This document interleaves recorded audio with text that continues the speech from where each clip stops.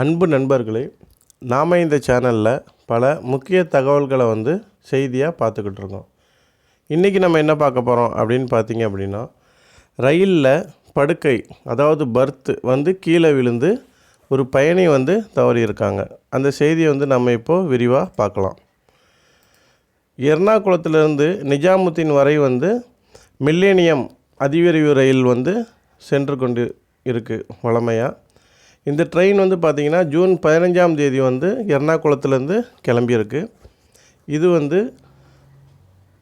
S6 பெட்டியில் 51வது seat number பர்த்தில் Ali Khan என்பவர் பயணம் செஞ்சுருக்காங்க. அதாவது இவர் லோவர் பர்த்தில் இருந்திருக்காரு. இந்த ட்ரெயின் பார்த்திங்கன்னா மாலை 6 மணி அளவில் தெலுங்கானா மாநிலம் ராமகுண்டம் ரயில் நிலையத்தை நோக்கி போய்கிட்டு இருந்திருக்கு. அப்போ நடுப்படுக்கை சரியாக மாட்டாமல், அதாவது மிடில் பர்த்து சரியாக அந்த சங்கிலி மாட்டாமல் இருந்ததுனால அந்த மிடில் பர்த்து கீழே விழுந்திருக்கு. விழுந்தவுடனே கீழே லோவர் பர்த்தில் படுத்திருந்த அலிகான் பலத்த காயம் அடைஞ்சிருக்காங்க. உடனே ட்ரெயின் அந்த ராமகுண்டம் ரயில்வே ஸ்டேஷனில் நிறுத்தி 108 ஆம்புலன்ஸ் மூலம் அவரை வாராங்கல் மருத்துவமனையில் அனுமதிக்கப்பட்டிருக்காங்க.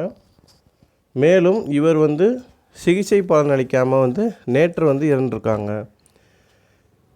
இது சம்பந்தமாக காங்கிரஸ் எக்ஸ் தளத்தில் வெளியிட்ட பதிவில் பிரதமர் நரேந்திர மோடி அமைச்சர் அஸ்வினி வைஷ்ணவின் கீழுள்ள ரயில்வேயின் நிலை அப்படின்னு சொல்லியிருக்காங்க.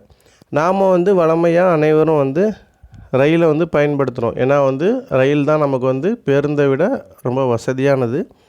எல்லாத்துலேயுமே சரி, நேரத்துலேயும் சரி, மற்ற அவசர தேவைகளுக்கும் ரயிலை நம்ம பயன்படுத்துகிறோம்.